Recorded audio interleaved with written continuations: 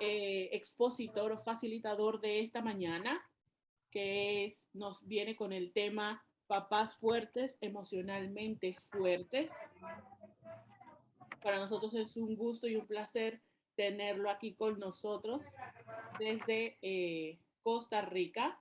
Así que por favor les pido si pueden poner sus micrófonos en silencio, porque vamos a darle la palabra al magíster. Le voy a hacer su presentación, magíster Sender Herrera, que es psicólogo clínico, director del Centro de Psicología y Desarrollo Humano, alta formación en trauma psicológico complejo, es director de programas de masculinidad, mediador familiar, facilitador de prácticas restaurativas, psicoterapeuta familiar y de pareja.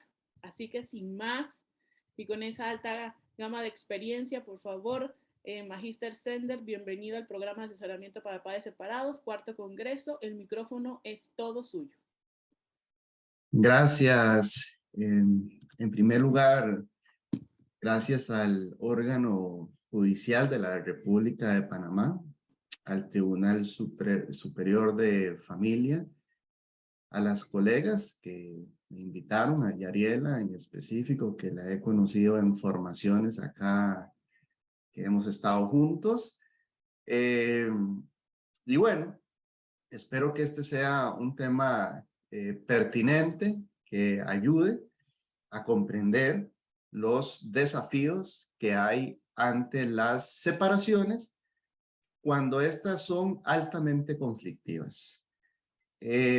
Trabajo varias áreas, trabajo programas para mujeres, por aparte, para hombres, para niñez y adolescencia, familias, hago clínica, también hago mediación familiar. ¿Y por qué lo hago de esa manera? Porque estos temas son muy difíciles y cuando uno atiende a poblaciones específicas únicamente, puede perder la perspectiva de las cosas y he intentado mantenerme en equilibrio en medio de temas tan complejos como los acá tratados. Hoy voy a dar una mirada de uno de los trabajos que realizo, el de hombres específicamente, hablarles un poquito de la experiencia, desde qué perspectivas teóricas lo hacemos y de qué forma también. Este es un congreso que me llamó mucho la atención. Ya deseara yo en mi país que hubiera algo así. Aquí estos temas son muy difíciles de tratar. A veces hay que cuidarse muchísimo en lo que hay que decir. A veces hasta la Fiscalía del Colegio de Profesionales en Psicología nos pide cuentas de qué temas estamos tratando en esta materia, y hay pronunciamientos. Esto es algo bastante complejo. Entonces puedo entender ahora las preguntas que le hacían a la doctora Anabel González.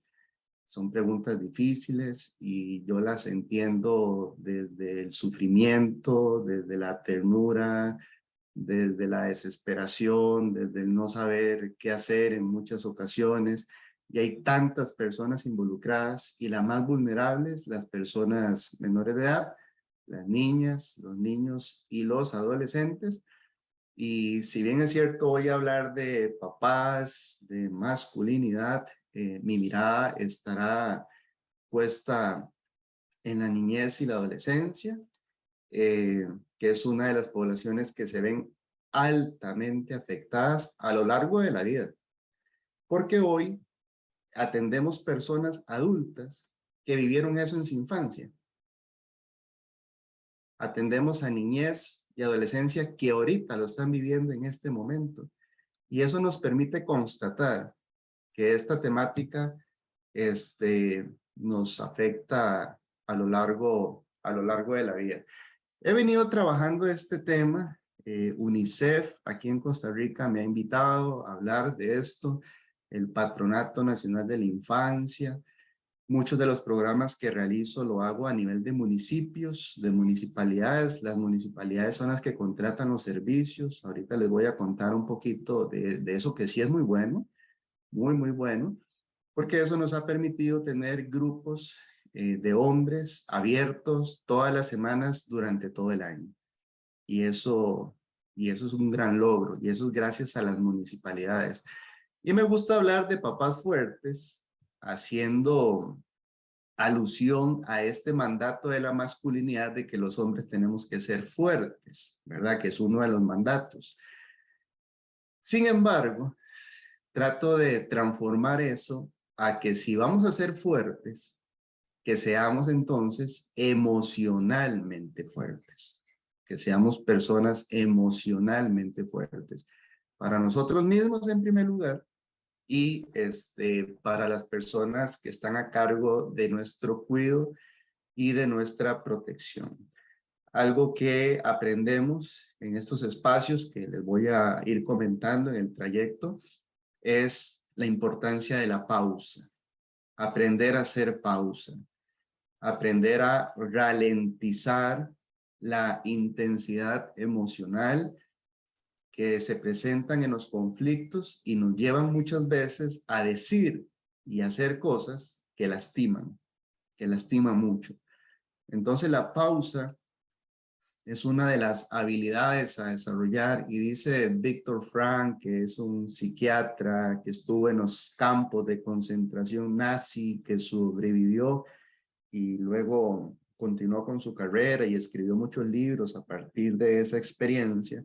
En medio de todo lo que Víctor Frank vive, él escribe, entre el estímulo y la respuesta hay un espacio.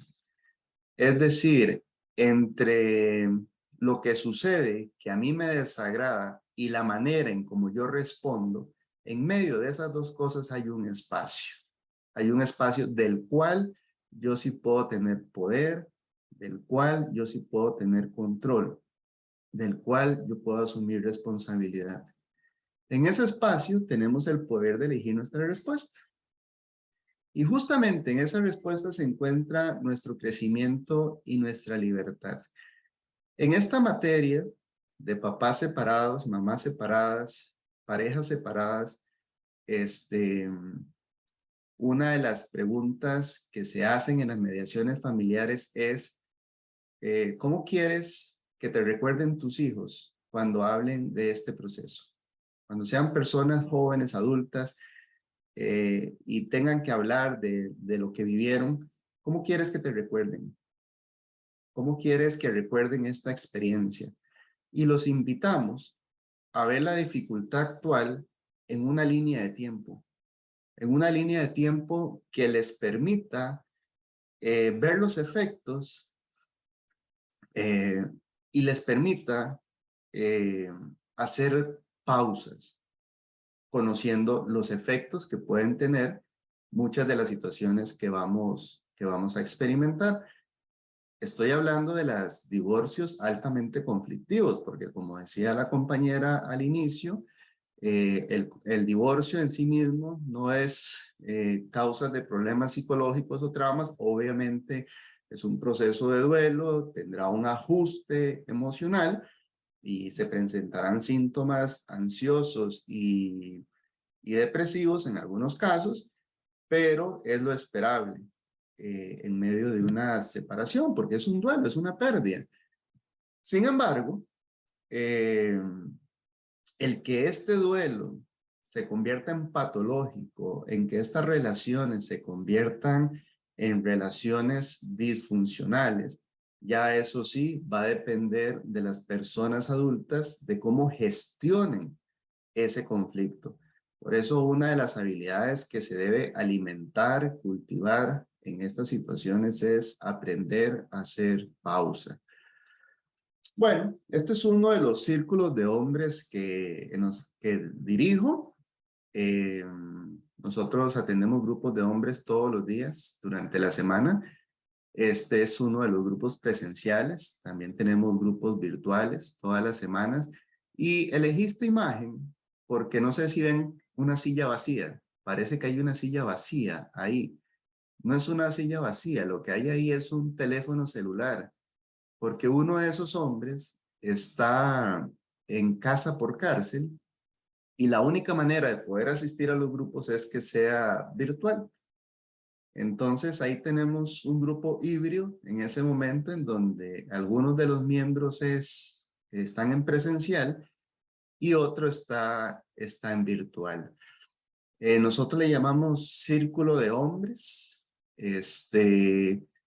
por varias características que en el trayecto les voy a ir comentando, pero principalmente para fomentar la escucha, la horizontalidad y el cuidado de cada uno de nosotros. Algunos de estos hombres son referidos por el Patronato Nacional de la Infancia, por temas que tienen que ver con temas familiares, interrelación familiar, guarda-crianza de educación, etcétera. Otros son referidos por el Poder Judicial a través de los programas principalmente de justicia restaurativa, por diferentes otros delitos. Otros vienen de manera voluntaria, otros vienen por problemas de enojo, por divorcios conflictivos, porque no pueden ver a sus hijos, etcétera. Al igual que las estadísticas de ustedes, las que mencionaron en Costa Rica son similares. Ahorita se van a publicar los nuevos resultados de las estadísticas nacionales, pero la que tenemos vigente es esta, donde básicamente, al igual que ustedes, el 50% de los matrimonios terminan en divorcio. Y en Costa Rica ya se aprobó el matrimonio igualitario, entonces posiblemente veremos qué sucede con las estadísticas luego ahí también. Pero ¿cuál es nuestro punto de partida? Nuestro punto de partida es que la niñez, niñas, niños y adolescentes tienen el derecho a ser protegidos de toda forma de violencia, pero también papás y mamás tienen el derecho a recibir apoyo y asistencia en la crianza. Y creo que este es uno de los propósitos de este congreso también, que papás y mamás comprendan qué sucede con las niñas y los niños cuando los divorcios son altamente conflictivos. Pues bien, a nivel de hombres tenemos un dilema importante a nivel emocional. Por socialización machista, al decir machista es que nos afecta a todas las personas porque el machismo está en la sociedad. Hay hombres machistas, hay mujeres machistas y hay personas de la diversidad machistas también, porque es una socialización que está culturalmente instalada. Lo que sucede es que respondemos a ese machismo de manera distinta y nos afecta de manera distinta también a cada una de las personas. En el caso de los hombres, se nos valida la emoción del enojo, sea fuerte, sea competitivo, sea proveedor. De hecho, esto que se llama las 3P de la masculinidad da cuenta de eso. Las 3P de la masculinidad es ser protector, es ser proveedor y es ser progenitor. Bueno, la teoría dice preñador, pero no me gusta la palabra, prefiero usar progenitor. Y bajo esa lógica, al hombre se le estimula desde niño a conectar con la emoción del enojo, pero se le prohíbe, se le censura conectar con emociones más vulnerables como la tristeza y el miedo. Hemos entendido con la doctora González que todas las emociones tienen una función y son importantes. En el caso de la tristeza, cuando a los hombres se les dice los hombres no lloran, por ejemplo. En el caso del miedo, que desde niños y adolescentes se nos someten a pruebas de virilidad para demostrar que solo somos hombres. Por ejemplo, cuando hay una carrera de niños en la escuela, el que llegue más rápido gana y el que llegue de último es una mujercita, por ejemplo. O el que no hace esto es una mujercita, por ejemplo. Entonces se van creando esos estilos de diálogo que van afectando la forma de ver el mundo, porque en esos primeros años vamos construyendo el mapa de cómo es que vamos a guiarnos por la vida conforme vamos creciendo. Muchos de los hombres que asisten a los grupos, para no decir todos, ¿verdad? Voy a decir la mayoría, han sido víctimas de maltrato infantil. Y eso es algo que no se está hablando y que no se está visibilizando suficientemente. ¿Qué pasa con los niños que están siendo víctimas de maltrato infantil. Cómo se expresa ese maltrato infantil en conductas violentas, reactivas, que además se van asociando con estos mensajes culturales machistas, donde todo se va entretejiendo. Nos dice esta actriz, justamente refiriéndose a esto, porque esto es una experiencia mundial, donde los hombres ante el sufrimiento no conectan con su necesidad de llorar, por ejemplo. Nosotros lo vemos algo tan sencillo como las toallitas que tenemos en las oficinas, ¿verdad? Cuando un hombre, cuando una mujer está en el consultorio y llora, automáticamente agarra la servilleta, ¿verdad? Agarra la toallita para limpiarse. Uno la ofrece, obviamente.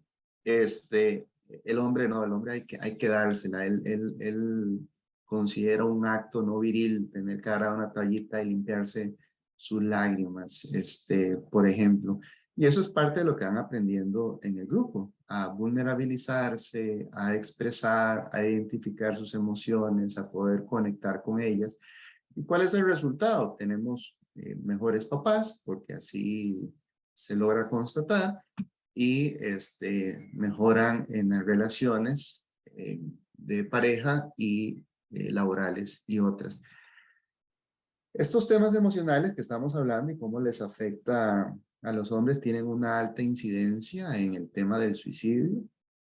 Mundialmente hablando, los hombres se suicidan más que las mujeres y las prácticas son más letales, a pesar que estadísticamente las mujeres tienen mayor ideación, pero los hombres tienen mayor letalidad. Esas estadísticas se han constatado, al menos en nuestro país también, que siguen esa tendencia, y en algunos cantones hasta en un 80% el suicidio es mayor en hombres. Y tendríamos que hablar de algunas cosas acá sobre esto. En primer lugar, lo que les mencioné, hay dos cosas que los hombres mencionan en los grupos. Uno es, no recibimos afecto en nuestra infancia, no recibimos abrazos, consuelo. Todo lo que ahora nos comentaba la doctora González es algo que estos hombres refieren no haber tenido esas experiencias de sentirse amados, de sentirse bienvenidos, de sentirse valiosos, ¿verdad?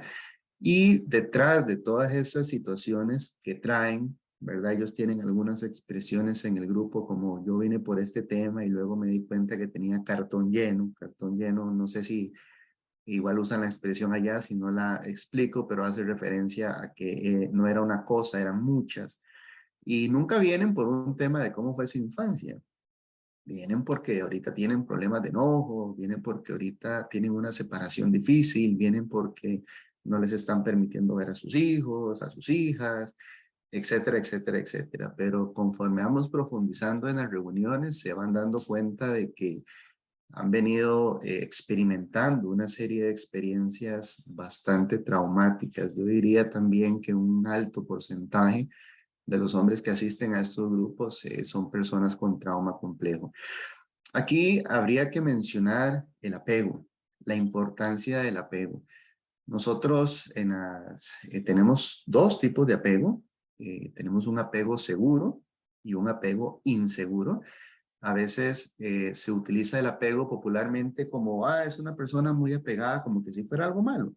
Pero fíjense que existe un apego que es seguro, un apego que es necesario, un apego que es importante. Y desde que la Organización Mundial de la Salud invitó al psicólogo Bowlby, que fue el creador de esta teoría, a seguir investigando y demás, se consideró posterior a todo eso que el apego ya se convierte en una necesidad primaria al mismo nivel que la necesidad de la sed, el hambre y el sueño. A ese mismo nivel está el apego como una necesidad primaria que facilita el desarrollo de una personalidad integral y sana cuando hay un apego seguro. Cuando hay un apego seguro. En este apego seguro se cumplen los anhelos de apego que tenemos cada persona. ¿Cuáles son los anhelos de apego? Bueno, sentirse amado, respetado, útil, valioso, bienvenido, abrazado, pensado, sentido, atendido, etcétera. Esos anhelos de apego, cuando son satisfechos y repetitivos, principalmente en los primeros 7 años de vida y en los primeros 12, como lo vamos a ver más adelante porque es importante la edad en esta materia, cuando esos anhelos de apego son satisfechos, se desarrolla un apego seguro, la persona crece con confianza, con seguridad, su autoestima es sana, su desarrollo de personalidad es integral, es sano. Pero cuando hay divorcios conflictivos y el niño queda atrapado en esas dinámicas familiares, la esencia del apego seguro, que es la seguridad, es justamente lo que se empieza a perder. La sensación de seguridad, eso que explicaba ahora la doctora González, ese piso que sostiene, ya no sostiene y es inseguro. Entonces, ya no hablaríamos de un apego seguro, sino que hablaríamos de un apego inseguro, y ese apego inseguro se va traduciendo en protestas, en reclamos, en comportamientos disruptivos, en trastornos clínicos en muchos de los casos y en otras manifestaciones y presentaciones más. El apego inseguro tiene 3 manifestaciones. Hay un apego que es inseguro, evitativo, distante. Desde ese apego he sido reconocido, digamos, ha sido reconocido mi sufrimiento, pero no yo como persona. Eh, Mis papás, mis mamás no están tan disponibles afectivamente para mí, no me ayudan a identificar, a expresar, a conectar con mis emociones, y el niño va creciendo con una inseguridad donde acercarse es peligroso y va manteniendo distancia, va evitando ciertas experiencias. Este tipo de apegos a veces los vemos en presentaciones clínicas en las escuelas con temas de dificultad de atención, de concentración, de memoria, de planificación, de organización. Es decir, las funciones ejecutivas se van viendo comprometidas, y bueno, ahí es donde empiezan todo el aparato de salud a funcionar, referencias a psicología, psiquiatría, neuropsicología, neurodesarrollistas, etcétera. Vienen los déficits por atención, vienen los oposicionistas desafiantes, vienen los medicamentos, y entramos en un trayecto ahí donde el niño aún no es persona para los adultos que lo rodean. A mi consultorio llegan muchos de esos niños todos los días. Y cuando empezamos a conectar emocionalmente con ellos, empezamos a ver una realidad diferente. Ahora les menciono un poquito de cómo es que hacemos estas cosas. Luego tenemos un segundo apego inseguro, que es el ambivalente preocupado. Es un ambiente donde se maneja mucho el tema de la culpa. Podría dar muchos ejemplos de expresiones que a veces damos que son culpabilizantes, que no lo hacemos con intención de culpabilizar, pero al final de cuentas sí.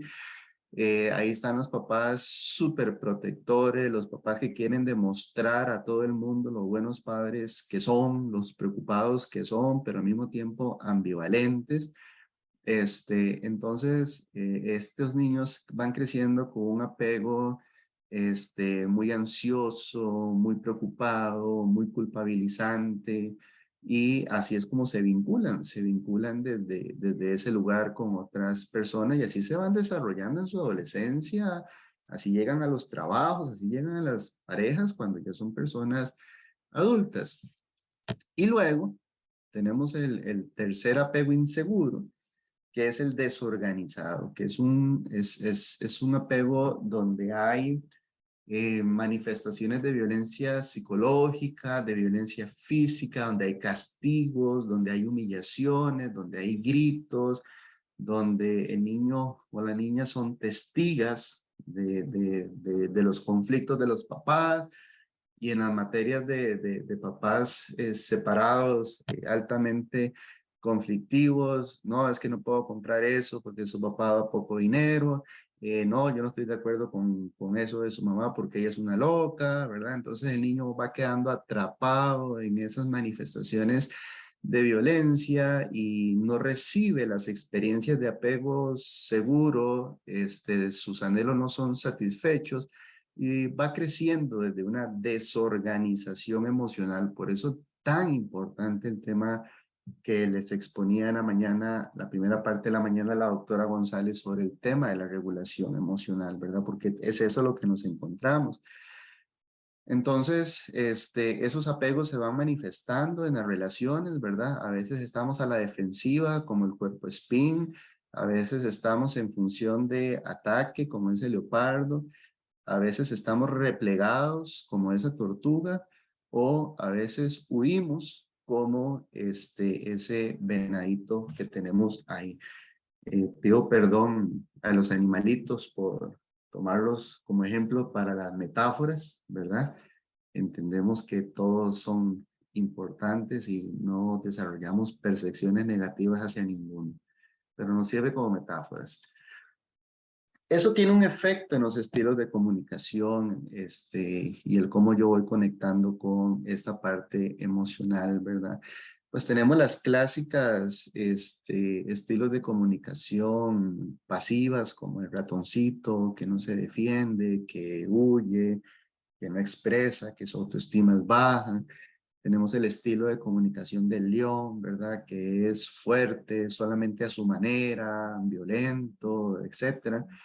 Y tenemos la comunicación basada en inteligencia emocional como la del delfín, ¿verdad? Socialmente inteligente, emocionalmente inteligente, asertivo, no adversarial, ¿verdad? Entonces, es práctico para nosotros verlo de esta manera para que las personas también puedan verse cuál es el estilo de comunicación que utilizan en la vida cotidiana. Estos procesos, ya pensando un poco más en papás, tiene un efecto en el aprendizaje social. Papás que no pudieron, no les enseñaron desde temprana edad a identificar sus emociones, a nombrarlas, ponerles nombre a las emociones, a poder expresarlas, gestionarlas, ¿verdad?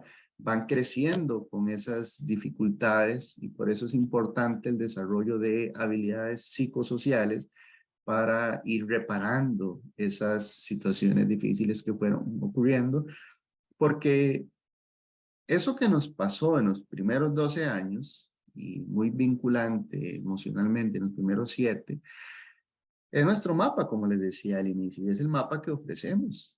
Y los niños van a hacer una réplica de lo que ellos están observando, tanto en su lenguaje, en su manera de pensar, en su manera de hacer las cosas. Nosotros, las personas adultas, somos el modelaje directo de ellos. Ellos nos idealizan. Hasta los 12 años, ellos tienen una idealización hacia nosotros. Ya a partir de los 12 años, no tanto porque entra la preadolescencia, que es cierto, ¿verdad? Pero el tema de la preadolescencia no es que es una rebeldía per se, es que hay una partecita del cerebro que ya empieza a desarrollarse a esa edad que les permite ver las cosas de otra manera. Y ya preguntan cosas que antes no preguntaban y ya cuestionan cosas que antes no cuestionaban, pero tiene que ver con un desarrollo cerebral natural que tenemos las personas. Y dependiendo cómo fue los años anteriores, ese desarrollo natural cerebral a partir de los 12 años, aunado a las experiencias anteriores, puede ser elementos de pronóstico de cómo va a ser un poco la adolescencia de estas personas. En estos temas no podemos generalizar y no podemos dar por sentado que 1 más 1 es 2 en estos temas, ¿verdad? Siempre el comportamiento humano es muy complejo, entonces lo que tratamos es de ver todo el conocimiento disponible para intentar comprender lo que sucede y qué efectos pudiera eso tener. Evidentemente en las primeras sesiones los papás vienen muy molestos, principalmente cuando son referidos, cuando sienten que lo que está pasando es injusto, este, y atendemos ese enojo, atendemos esa molestia. Básicamente les dura las primeras 6 sesiones. Los hombres que han llegado a las primeras 6 sesiones, las 7 en adelante, ya van por su propia cuenta y la transformación personal empieza a manifestarse. Hay hombres que llegan hasta la sesión 1 y 2 y no vuelven más, ¿verdad? Y así consecutivamente. Pero luego de que escuchamos ese enojo, esa queja, esa sensación de injusticia, etcétera, que es válido, es algo que hay que atender, luego los invitamos a que tomen conciencia de que sí está bajo el control de ellos, que sí pueden hacer, en qué sí se pueden comprometer, en qué sí pueden cambiar, más allá de los conflictos de los juzgados, de la justicia judicial y administrativa, más allá de todos los temas asociados a los conflictos familiares, ¿qué sí podemos hacer? Ya sabemos las dificultades, las estamos atendiendo, pero esa niña, ese niño que está en medio de un divorcio difícil, necesita sentir seguridad emocional, necesita desarrollar su apego seguro. Entonces, esta imagencita es una de las que usamos para dar cuenta de eso. Y nosotros la llamamos literalmente así: escuchemos con los ojos, escúchame con los ojos.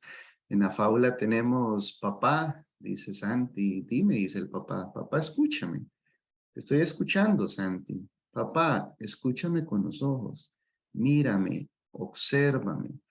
eh, Dame tiempo a mí. Quédate conmigo. Juega conmigo. Abrázame. Piénsame. Siénteme. Esa es la solicitud del niño. Y esa es la invitación que hacemos a los papás, no como una obligación, tienes que hacerlo o hacerlo es bueno para el niño. Es que el papá también tiene que ir sanando su niño interior, cómo fue su crianza, cómo fue su adolescencia. Entonces, les enseñamos a los papás a observarse emocionalmente, a conectar emocionalmente consigo mismo para que puedan conectar con sus hijos. Muchas veces nos dicen cosas como: es que le compré una tablet y le compré un celular para que haya contacto directo con él y hasta pago los datos del internet y todo lo demás y no hay datos, entonces yo no me puedo comunicar y lo castigaron con el celular, entonces ya no puedo comunicarme con él, ¿verdad? Y es una tragedia. Entonces les enseñamos cosas más prácticas y que no tienen ningún costo y que están disponibles. Por ejemplo, esta metáfora que se utiliza en muchos otros temas, como el duelo, del hilo mágico, el hilo mágico. Entonces les decimos: la próxima vez que veas a tu hijo, que veas a tu hija, principalmente cuando son menores de 7 años, esto sirve mucho, las estrategias van cambiando según las edades, ¿verdad? Eh, Vas a agarrar ese hilo mágico y te lo vas a coser aquí en tu corazón y le vas a decir al niño: mira dónde viene el hilo mágico, y lo vas a coser en el corazón de él y le vas a decir que cuando él esté allá en escuela, cuando esté en casa, cada vez que él piense en mí, es decir, cada vez que pienses en mí, es porque yo he jalado ese hilito mágico. Cada vez que yo jalo ese hilito mágico, sabrás que estoy pensando en mí. Y yo también, cuando yo esté en mi trabajo, cuando yo esté haciendo mis cosas en casa, yo, papá, te recuerde, vengan recuerdos a mí, es porque vos has jalado el hilito mágico. ¿Y qué mayor sentido de presencia da esto, donde no ocupas tecnología, no ocupas datos, no ocupas absolutamente nada, ocupas la magia de conocer cómo funciona el cerebro, cómo funciona el apego? Y entonces, ¿qué nos cuentan los papás? hicimos la actividad y en la quincena anterior veían, papá, papá, jalaste muchas veces el hilo, pensé muchas veces en vos. Mi amor, igual, pensaste mucho en mí, jalaste muchas veces ese hilito. Y hay un abrazo, y hay ternura, hay una manera de estar presentes saludablemente, más allá de todos estos manejos que, no sé, imagino ustedes habrán escuchado, nosotros los escuchamos todas las semanas. Entonces hay que manejarlo, hay formas de manejarlo de manera distinta. Usamos el pensamiento mágico que tienen los niños. Si un niño dice que una caja es un castillo, una caja es un castillo. No, es que a los niños hay que enseñarles principio de realidad porque se van a enfrentar a la vida. Sí, sí, claro, ellos van a ir desarrollando, su cerebrito va a ir desarrollándose cada vez más. Entonces, en esos momentos se les va introduciendo esas cosas, pero ahorita, en los primeros 7 años de vida y en los primeros 12 años de vida, lo más importante es la conexión emocional. Papá, escúchame con curiosidad, escuchar con esa admiración. Vean esos ojotes que tienen esos dibujos.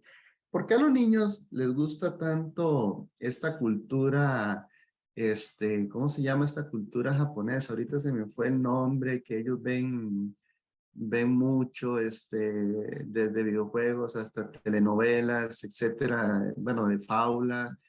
Eh, ahorita se me olvidó el nombre, tiene un nombre, es toda una cultura. Eh, a ver si aquí en el chat alguien lo pone, anime, por ejemplo, exactamente. ¿Por qué les gusta tanto eso? ¿Han visto los ojotes que tienen ellos? Tienen mucha expresión emocional. Son muy expresivos, así la cara es muy expresiva y eso es importante. Entonces eso es algo que le enseñamos a los papás. Hay que cambiar ese rostro, hay que mover ese rostro. Esos ojotes que están viendo con curiosidad, con atención, a un mismo nivel.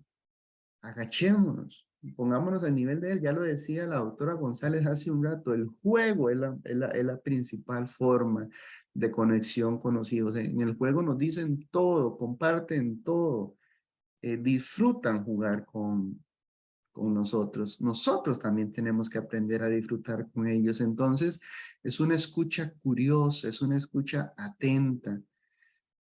Uno de los papás recientes, ahorita tenemos un grupo nuevo, es un grupo un poco más complejo en cuanto a perfil, y él decía, es que mi hija no quiere estar conmigo, y mi hija aquí, mi hija allá. La hija tiene, creo que son 9 años ahorita, me parece. No, yo creo que está más pequeña, no sé, creo que como 6 años tal vez.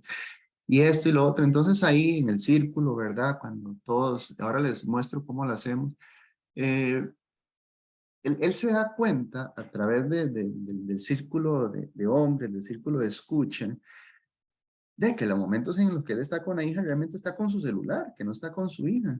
Entonces el grupo, porque ahí es una tendencia de hombres ayudando a hombres, el grupo le hace ese espejo, le hace ese reflejo y él toma algunas decisiones de cambios que tiene que hacer. Eso lo hizo, bueno, esta semana, y a la semana siguiente él vio a su hija el fin de semana, lo empezó a implementar, y a la siguiente quincena, ya habían pasado 2 semanas más de estarlo implementando, él dice, estoy maravillado. Mi hija quiere pasar tiempo conmigo, disfruta pasar tiempo conmigo, comparte conmigo, etcétera, etcétera, etcétera, ¿verdad? Muy a pesar de que entre los adultos en esa situación tienen un conflicto enorme, pero él está recuperando la presencia, está recuperando el estar, está recuperando el conectar con su hija desde un lugar que es el lugar de interés de los hijos. Nosotros no nos vinculamos desde nuestro lugar de interés, sino desde el lugar de interés de ellos. Ellos lo que quieren es jugar, compartir con nosotros, pasar tiempo con nosotros, hablar con nosotros. Sin embargo, nosotros estamos bajo otra lógica, ¿verdad? Que aprenda la realidad, que vea la realidad tal cual es, etcétera, etcétera. Ya habrá tiempo para eso, ya habrá tiempo para eso. Ahorita escuchemos con una curiosidad. Abrázame fuerte. Entonces, ya luego de algunas sesiones, ya los hombres entre ellos mismos ya se dan la mano sin mostrar virilidad, ¿verdad? Ya se pueden dar un abrazo, ya se pueden dar una expresión afectiva porque en el grupo van aprendiendo un vocabulario emocional, una práctica emocional, y eso tiene un efecto directo en los hijos, tiene un efecto directo en los hijos porque es lo que empiezan a practicar. Entonces, ya uno de ellos nos contaba, vieras cuántas cosas me está contando mi hijo, estoy sorprendido.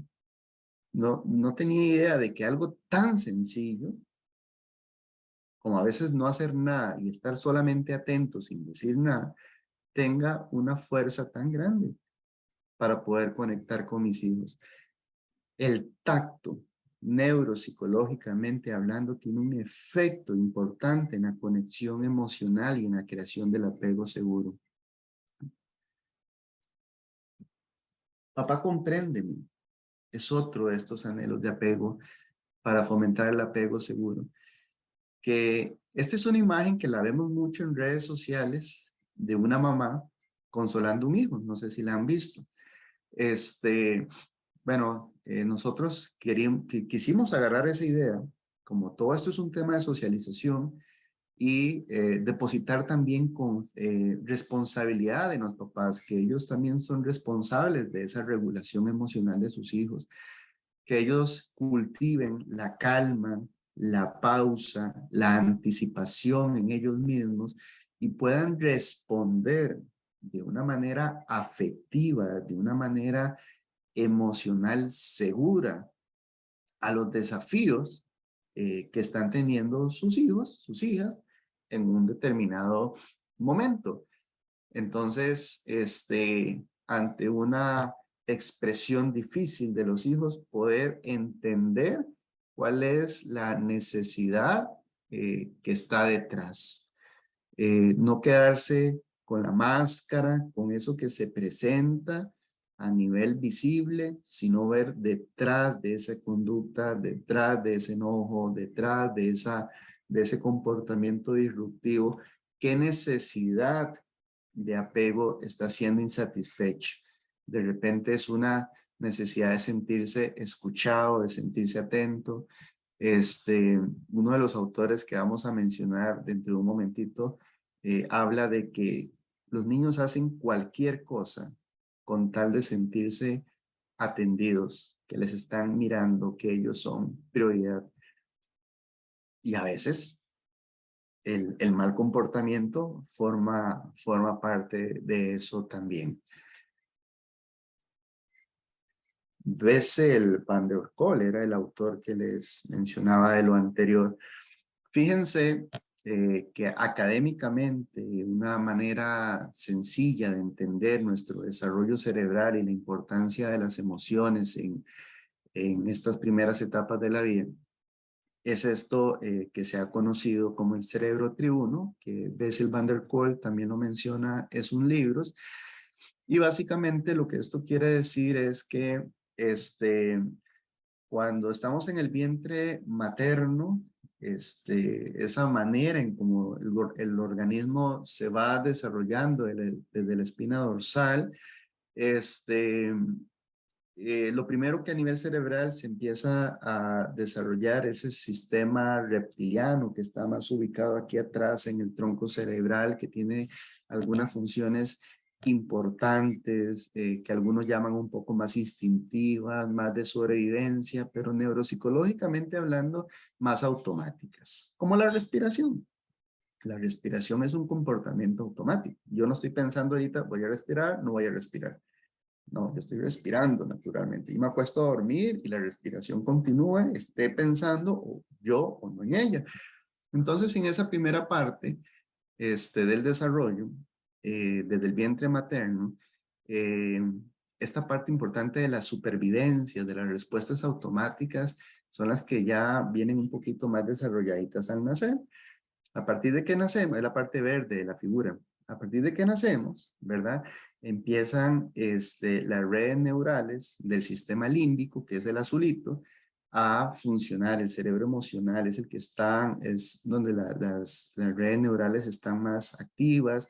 Por eso es importante cantar a los niños, acariciarlos, balbucear con ellos, tener tacto, tener grandes expresiones, emocionales, ¿verdad? Porque el sistema límbico, donde está la amígdala emocional, que es donde se procesan las emociones, principalmente las peligrosas, como el miedo, etcétera, es la parte que está más activa, es la parte que está donde las redes neurales están un poco más activas, y durante los primeros años de vida, estos dos sistemitas juegan un papel preponderante en el desarrollo de la personalidad de lo que está más desarrollado.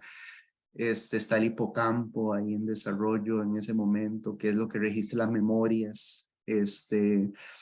Tenemos el tálamo, ¿verdad? Que en la metáfora de Bessel van der Kolk es como el detector de humo, ¿verdad? Es como lo que va captando todo lo que viene del ambiente.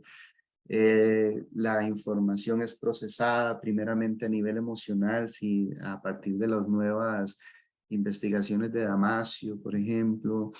Y esta parte prefrontal, que es donde están situadas las funciones ejecutivas, empiezan sus redes neurales a activarse y a desarrollarse aún más a partir de los 12 años, que ahí encontramos toda la capacidad de análisis, todas las habilidades asociadas al pensamiento crítico, al pensamiento abstracto, a la organización, la planificación y demás, a partir de los 12 años que eso ya empieza a desarrollarse.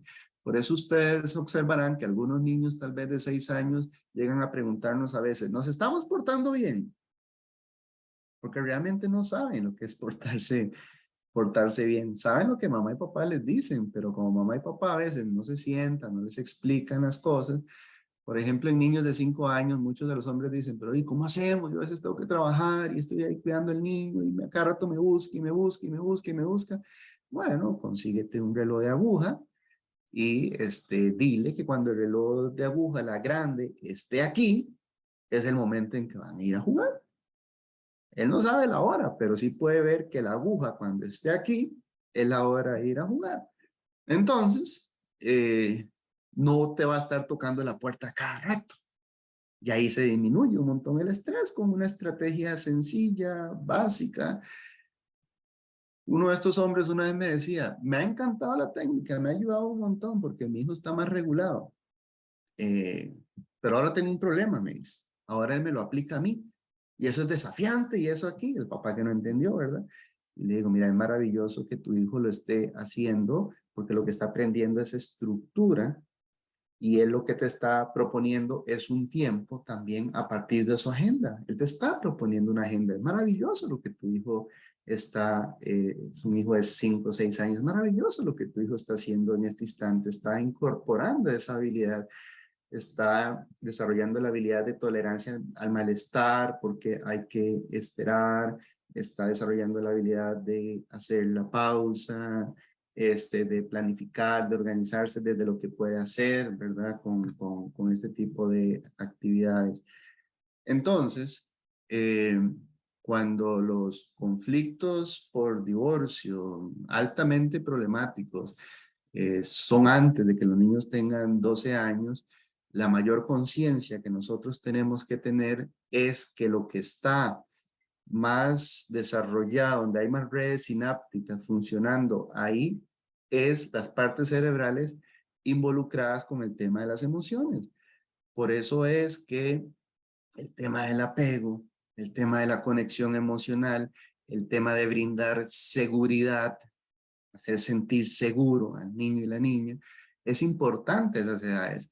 Pero cuando no es así, los niños están en hiperalerta, están hipersensibles, están hiperreactivos, sus niveles de concentración, atención y memoria están disminuidos, las emociones están más abrumadas, y si papá y mamá en sí mismos no tienen la capacidad de regularse, tampoco van a tener la forma de cómo regular esos comportamientos y estos niños van a ir creciendo con apegos inseguros, ambivalentes, distantes o desorganizados. Parte del trabajo que tenemos que ir haciendo, y Bessel van der Kolk también lo va mencionando ahí, es que hay que ir fortaleciendo esa corteza prefrontal, a veces con actividades como las que les comenté, la del reloj, por ejemplo. Ahí hay una función cognitiva que está sucediendo, la del hilito mágico también, de manera tal que la neocorteza sea el jinete y que esas emociones sean el caballo que hay que regular, que hay que gestionar, que hay que dirigir, ¿verdad? Entonces, nosotros los adultos, ¿cómo andamos? ¿Cómo andamos? ¿El jinete domina o el caballo nos domina, por ejemplo, ¿verdad? Son metáforas que nos ayudan en los momentos determinados a ver que es un momento donde el jinete tiene que autorregularse, de que el jinete tiene que hacer pausa, de que el jinete tiene que hacer una estrategia de anticipación y de conexión emocional, ¿verdad? Entonces, eso lo hacemos a nivel personal, pero también tenemos que saber que con nuestros niños, con nuestras niñas, también nosotros tenemos que ir ayudándoles a esas partes de regulación emocional.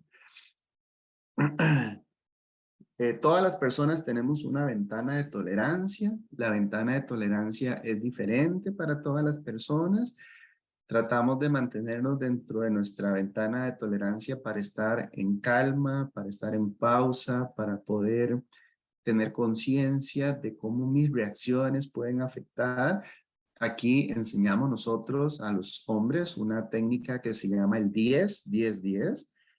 Básicamente es lo que vas a hacer, lo que vas a decir en este momento, qué efecto tiene en los primeros 10 minutos, qué efecto tiene en los siguientes 10 días, qué efecto tiene en las siguientes 10 semanas. Entonces es ver lo que estoy a punto de hacer por reacción, verlo en el tiempo. Entonces cuando yo veo el efecto a las 10 semanas, por ejemplo, yo digo, no, mejor esto que está aquí, yo lo voy a manejar diferente. Una forma sencilla de explicar el 10-10-10 lo hacemos cuando trabajamos con adolescentes, los programas de sexualidad en centros educativos. Nosotros le explicamos a los adolescentes, claro, en los primeros 10 minutos de actividad sexual, ¿verdad? Todo es tan bonito, no voy a dar más calificativos, de que el preservativo es en lo menos que uno quiere pensar en ese instante, ¿verdad? Entonces esos son los 10 minutos de gloria que ustedes tienen.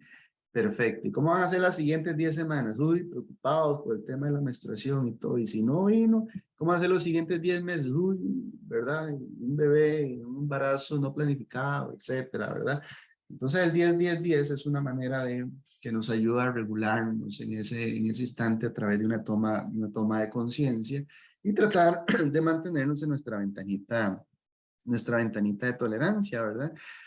Porque cuando nos salimos de la ventana de tolerancia, que es cuando vemos a los niños y a las niñas que están viviendo situaciones de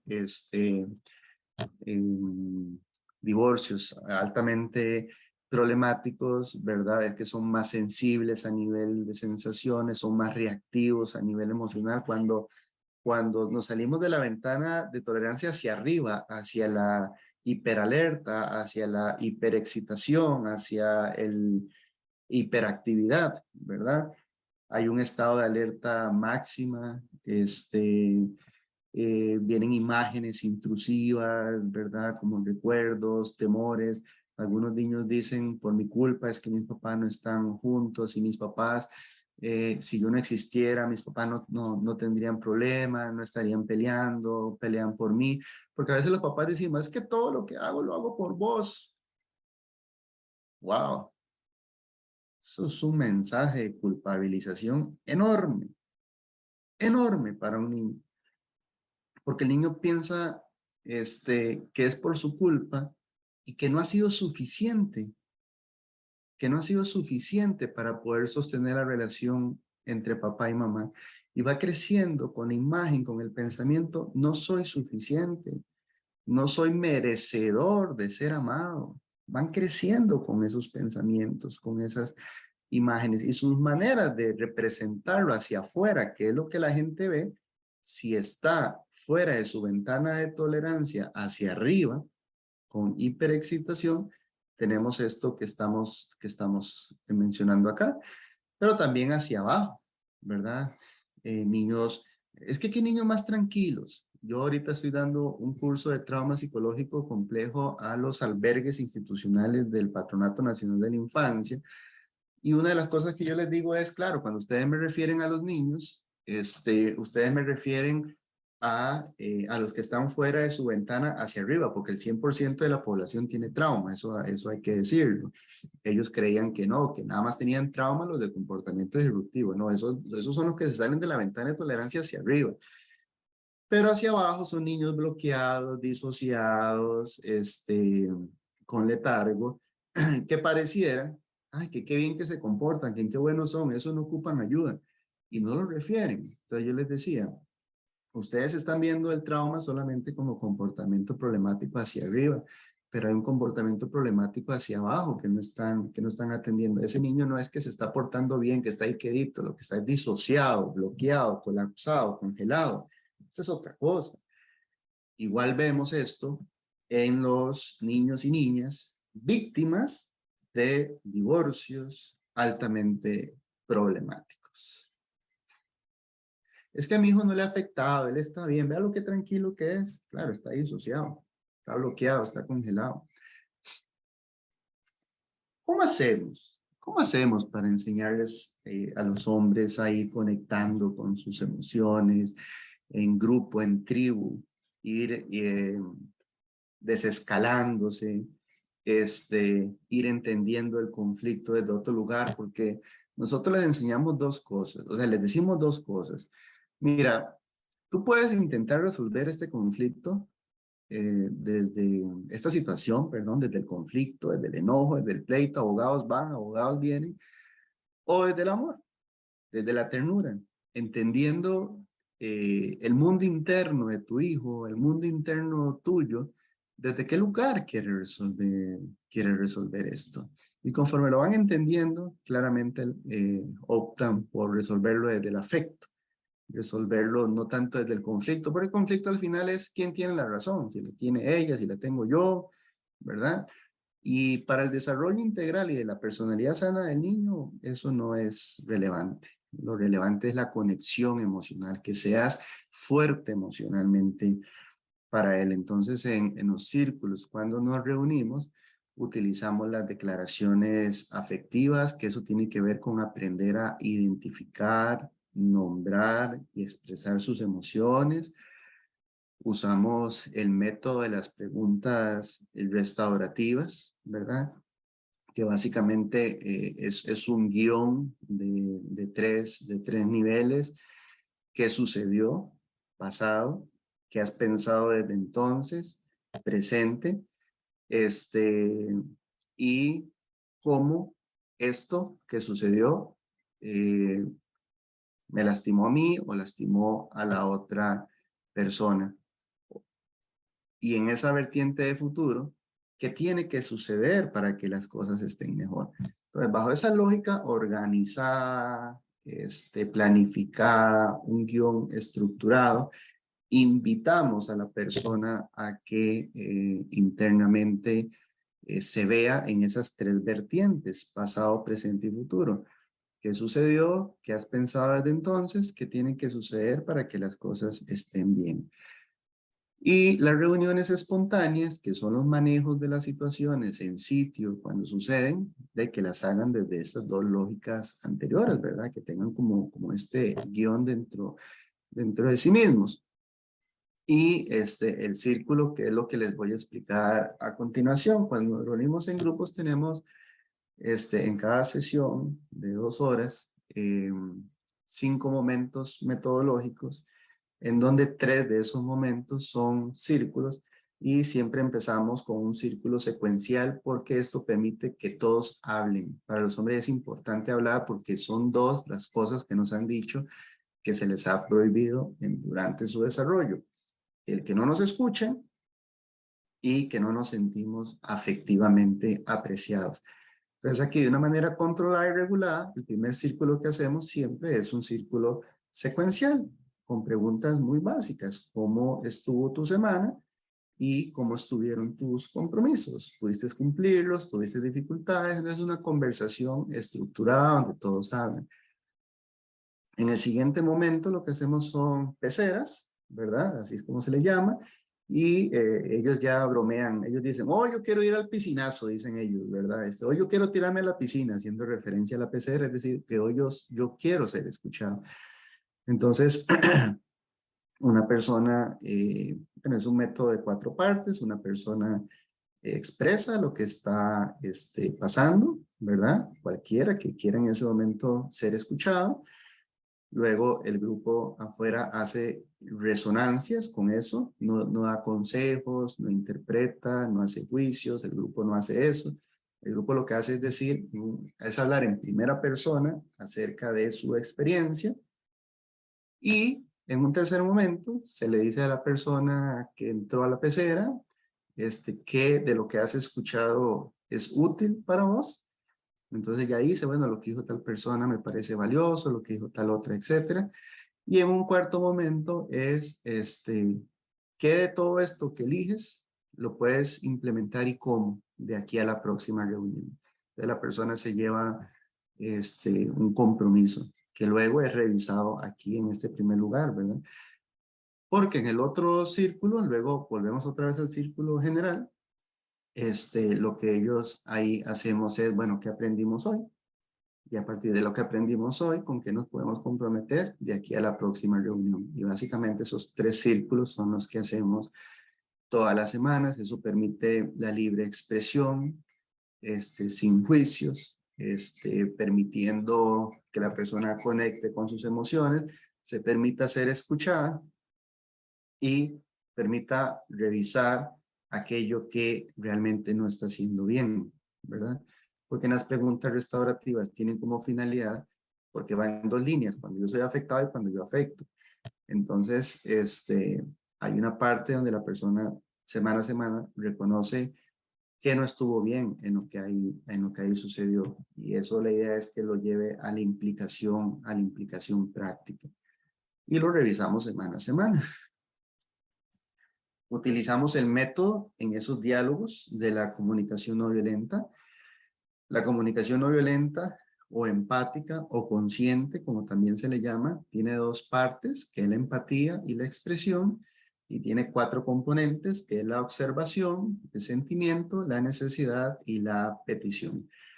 En esta teoría se parte de que la expresión de los sentimientos tienen como base a las necesidades y las necesidades hay que pensarlas como los anhelos de apego. Entonces, diríamos que este soy yo, aquí está mi necesidad, tal vez de sentirme comprendido, que tal vez lo estoy expresando de una manera inapropiada a través de reclamos. Obviamente, eso conecta con la necesidad de la otra persona de sentirse también comprendida, pero como lo que recibe es un reclamo, lo procesa como un juicio, entonces así lo siente, así lo piensa y así lo expresa, y cuando nos damos cuenta estamos en un ciclo ahí negativo, y este ciclo es el que tenemos que romper. ¿Cómo lo rompemos? Bueno, a ellos usamos algunos principios, digamos, los terapeutas como ETFE, terapia focalizada en las emociones, pero para ellos les enseñamos el método de la comunicación no violenta. Les enseñamos a observar en vez de juzgar, a observar en vez de hacer valoraciones, juicios de valor, ¿verdad? Digamos que ahorita tenemos todas las cámaras encendidas y que yo estoy impartiendo esto y tal vez les vea a ustedes con el celular usándolo. Entonces yo podría decir algo incorrecto como, bueno, si no les interesa me voy, ¿verdad? O podría decir, noto que mientras expongo están usando los celulares. Nada más, es una descripción, sin juicio, sin interpretación. Luego comunico el sentimiento, eso me hace sentir un poco preocupado y luego viene la necesidad, porque para mí es un tema relevante para la protección de las niñas y de los niños. Y luego viene la petición. ¿verdad? ¿Podríamos hablar de esto? Por ejemplo, la petición siempre es una pregunta. Entonces, esa estructura la practicamos, ¿verdad? Para reconocer o intentar reconocer la necesidad que está detrás del comportamiento difícil, buscar una manera de expresarlo a través de la observación y no del juicio, siempre basado en una petición que siempre será una pregunta. Eso regula mucho el diálogo. Usamos mindfulness. Mindfulness nos ha servido muchísimo para cultivar y alimentar los procesos de ralentizar, los procesos de hacer pausa, los procesos de desarrollar calma, para desarrollar la habilidad de tolerancia al malestar, para no quedar fusionado con lo que pienso, sino convertirme en un observador de lo que está pasando, de manera tal que no quede fusionado y termine yo actuando desde esa fusión, desde que lo que yo pensé, eso es, ¿no? Esto es lo que yo pienso, esto es lo que está pasando, yo necesito hacer esa separación de las cosas. Si hoy entran a la página de putmed.gov, gobierno de los Estados Unidos, que es una de las páginas oficiales de investigaciones en salud, y ponen mindfulness, encontrarán ahorita en este momento alrededor de 22,000 investigaciones sobre mindfulness. Es algo que ha demostrado que funciona. Tiene efectos sobre la ínsula cerebral, que es la que tiene que ver con la empatía, por ejemplo. Fortalece las funciones ejecutivas de atención, concentración, planificación, organización, etcétera. Permite una regulación emocional. La gente, cuando tomaron a unos monjes tibetanos y vieron su amígdala, vieron que la amígdala de ellos es un poquito más pequeña que los demás, porque la amígdala cerebral en hiperalerta, que era lo que hablábamos antes, que está activada constantemente, tiende a ser un poquito más grande y en el cerebro todo tiene su tamaño. Algo que sea un poquito más grande afecta a otros sistemas. Entonces, se ha visto en las amígdalas cerebrales de las personas que practican mindfulness que la amígdala está un poquito más tranquila, un poquito más pequeñita, y el efecto que eso tiene. Por eso todas las reuniones al final practicamos mindfulness, y lo que ellos refieren en cambios, en control, en regulación emocional, y cómo eso también les permite practicar esa conexión que necesitan con, en este caso, hijos, hijas, incluso con la expareja, ¿verdad?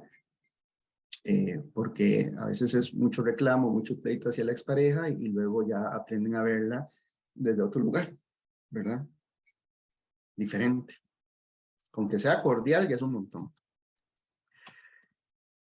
Le damos mucho valor a la ventana relacional. Yo no sé cómo estoy de tiempo, pero yo creo que yo estoy terminando. Y me avisa en el chat, ahorita lo veo. Esa es una parte muy importante que tiene que ver con todo, que tiene que ver con la relación de pareja, que tiene que ver con los hijos, que tiene que ver con el trabajo, que tiene que ver con todo. En esta ventana relacional tenemos dos variables, control y apoyo. Control tiene que ver con disciplina, jerarquía, límites, fronteras relacionales. Esto aplica para todas las relaciones sociales. Y luego tenemos apoyo, que tiene que ver con el estímulo, el aliento, la motivación, la conexión emocional, los anhelos de apego, etc. Y luego tenemos alto y bajo. Entonces, hay personas que se mueven Doctor más. Sender, nos quedan ¿Sí? 5 minutos. Ah, bueno, ya voy a adelantarme en esto. Hay personas que se mueven más en este cuadrante, donde el control es alto, pero el apoyo es bajo. Entonces su forma de actuar es más punitiva, como actuar en contra de. Hay que evaluarnos a nosotros mismos si estamos más en esta ventanita o si estamos en esta otra de abajo, inferior izquierda, donde el apoyo es bajo y el control es bajo. Ahí es un poco más de negligencia, como que si las personas no existieran, que pase lo que tenga que pasar, que todo fluya.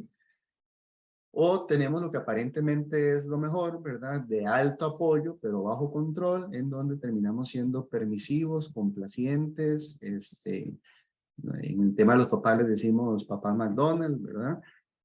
Ahí disculpen la publicidad. pero lo que necesitamos desarrollar es la ventanita azul, donde el control es alto, si se ocupan límites, jerarquía, estructura, obviamente el castigo físico no, las humillaciones tampoco, pero el apoyo al mismo nivel.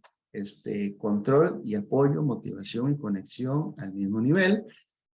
La disciplina positiva es algo que tenemos siempre presente en lo que estamos haciendo en esta conexión emocional con los hombres, que aprendan a identificar los objetivos a largo plazo. Ahí la técnica del 10-10-10 nos ayuda. La importancia de brindar calidez, ahí nos sirve mucho como la técnica del hilito mágico. Brindar estructura, como por ejemplo el relojito que veíamos antes. Entender cómo piensan y sienten los niños según las edades, ¿verdad? Cuando ellos entienden el desarrollo del cerebro en esos primeros 12 años de vida, y qué se espera en cada una de las edades, ya pueden entender más las reacciones de los niños y cómo reaccionar a eso, y eso por ende les va a dar resolución de esos problemas. Muchas veces vienen por la resolución de problemas, pero hay que ver lo que está antes para poder resolver los problemas correctamente. TheraPlay, yo lo uso mucho en mi consultorio con niños que están viviendo estas situaciones. Por ejemplo, papás que necesitan revincularse con sus hijos después de un proceso judicial o una separación conflictiva. Lo hago con mamás también. Yo atiendo a personas. Ahorita nada más dije que iba a enfocarme nada más en esta parte. Ahí TheraPlay tiene 4 cositas importantes: la estructura, la conexión, el cuidado, el desafío, y lo que hacemos es planificar de una actividad lúdica a través del juego en cada una de estas áreas. Usualmente planificamos una, dos y una más por aquello, ¿verdad? En donde hacemos actividades para construir estructura, como la torre de manos, por ejemplo, la conexión emocional, como contar historias con las líneas de los dedos, cuidado, digamos, con aplicación de cremitas, hacer dibujitos con cremita en los brazos y luego borramos el dibujo, pero ahí lo que estamos haciendo es tacto aquí al final. Y actividades de desafío, como hacer dibujos rápidos juntos, cerrar los ojos y tratar de recordar 10 cosas que hay ahí en oficina, ¿verdad? Entonces, entre esa parte, a veces hacemos partidos de voleibol con globos en el consultorio, ¿verdad? En la parte de desafío, etcétera. Entonces, son actividades que a través del juego hacemos. Es importante la mentalización también, que es otra teoría donde ellos resaltan la importancia del tono emocional, en que cómo modular mi tono emocional cuando expreso, ayudarles a identificar, nombrar y expresar las emociones, escuchar de diferentes lugares y aceptación de sus iniciativas. A veces un niño que 6 años tendió su cama y tal vez mamá y papá dicen, no, así no se hace de esta manera. No, hay que motivar un poco más el tema de la iniciativa. Termino con los desafíos. Con los desafíos a nivel de hombres es revisar nuestra masculinidad, sin duda alguna, conectar con nuestro corazón y nuestros pensamientos para poder conectar con nuestros hijos y nuestras hijas, calmarnos, poder conversar, explicar y llegar a acuerdos que de acuerdo a la edad se puede hacer sin problema alguno. Nada más hay que considerar cada una de las edades para eso. Por eso lo anterior que mencionábamos. Involucrarnos más. Por lo menos las estadísticas en Costa Rica dicen que en apoyo al cuidado las mujeres invierten 7 horas, los hombres 3; en apoyo educativo las mujeres 2, los hombres 1; en entretenimiento y apoyo emocional las mujeres se involucran 5, los hombres 4; y en cuidados de la salud las mujeres 4, los hombres 2. Entonces, las estadísticas nos dicen que los hombres nos involucramos poco en esto. Tenemos que involucrarnos más, eh, y desafiar la cultura machista, ¿verdad? Que nos juega en contra en esto a todas las personas. Nos juega en contra a los hombres, a las mujeres, a la niñez, a las personas diversas, a las personas con discapacidad, mayores, etcétera. Y bueno, colorín colorado, el cuento hoy aquí se me ha acabado. Muchas gracias. Muchísimas gracias, Magíster Sender Herrera, de parte del Tribunal Superior de Familia del órgano judicial. Para nosotros ha sido un placer contar con usted. Por favor, alguien que tenga alguna pregunta, alguna duda, nada más alguien acá en el chat dice, doctor, a este programa se pueden referir personas involucradas en procesos judiciales, cuáles son los mecanismos y si hay algún costo. Estos programas son dados por las municipalidades en nuestro país. Costa Rica, son gratis. Esos programas a ellos no se les cobra. Hay algunas municipalidades que permiten que ingresen personas de otros lugares, por ejemplo, en los miércoles, que es virtual, en Heredia, la municipalidad de Heredia. Ahí tenemos gente que se conecta de Estados Unidos, de Colombia, obviamente Costa Rica de diferentes distritos y cantones, ¿verdad? Y contamos con una red de hombres. Una red de hombres es hombres que ya han tenido varios años participando del proceso, que luego les entrenamos en prácticas restaurativas, en comunicación no violenta y en masculinidad, para que puedan, con un guión, guiar un diálogo, como lo que les mostré anterior de los círculos, y eso permite que se pueda atender a más hombres. Ya es un tema más comunitario. En el caso de esta municipalidad, cuando vienen de los juzgados de Heredia, por así decirlo, ellos sí les hacen los comprobantes de asistencia y demás. Imagino que se ocupan comprobantes de asistencia en Panamá, me imagino que no se los van a hacer, posiblemente, ¿verdad? Pero sí se les puede atender, o sea, sí pueden asistir, digamos, ¿verdad? Yo creo que hay que motivar a que no sé cómo está organizado Panamá a nivel institucional, pero aquí en Costa Rica las municipalidades, los gobiernos locales han generado un liderazgo importante en eso y hoy muchos gobiernos locales tienen estos programas. Hoy atendemos el grupo de Cartago, por ejemplo, que es una de las provincias de nuestro país y así consecutivamente. Es lo que les puedo responder. Y sí, muchos vienen referidos del Poder Judicial, no solamente de los juzgados de familia, sino de justicia restaurativa, vienen muchos referidos. Y personas que salen de la cárcel y que tienen que continuar con unos programas, entonces son de los que asisten, casa por cárcel, como vieron, y otros que asisten de manera voluntaria porque quieren asistir, quieren aprender, quieren transformarse, nadie los está obligando a ir, y es un grupo grande, el que viene, que no está judicializado, no viene por el Patronato Nacional de la Infancia, etc.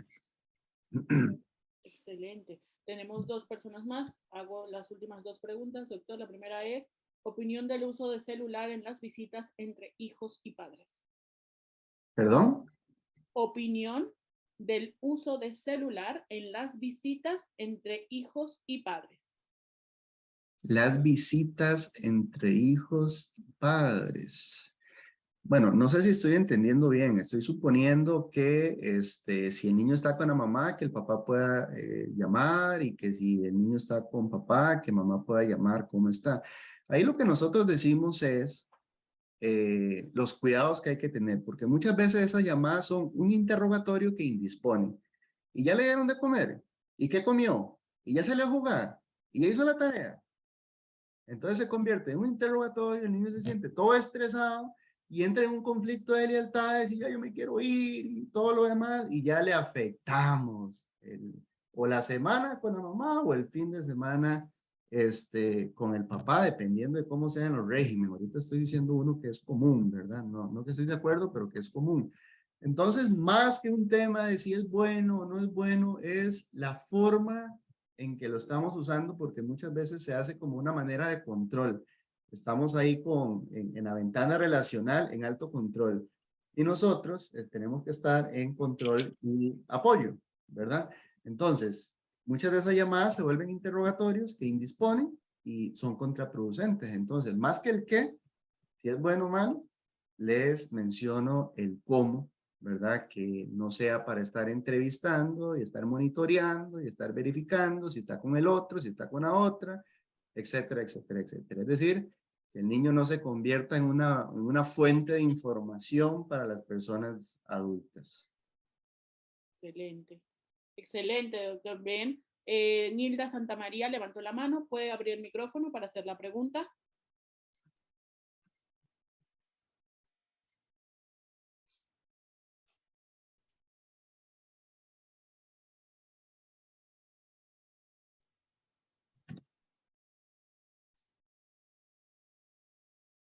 Nilda Santamaría, ¿puede abrir el micrófono?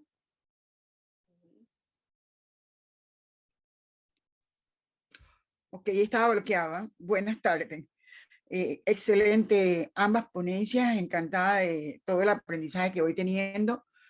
La pregunta es la siguiente, aunque también ocurre en las mujeres, es menos frecuente eh, que ellas se nieguen a la participación en las atenciones que se les solicitan, acudan precisamente en medio de todo estos divorcios conflictivos.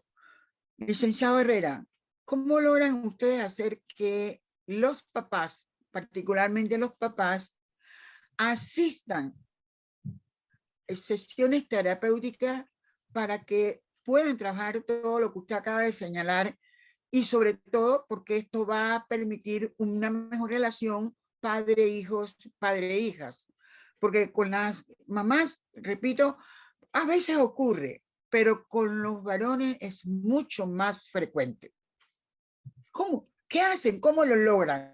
Porque yo estoy acostumbrada a que ordenen que vaya papá, que vaya mamá, y a veces papá si acaso va una vez, otra vez ni siquiera va, y no sé cómo qué hace el juzgado, porque yo no soy de juzgado, no sé qué hace el juzgado en esta situación, pero lo que yo sí veo son las consecuencias en ese niño, esa niña o varios niños y niñas que quedan en medio de este problema de separación de su papá y su mamá.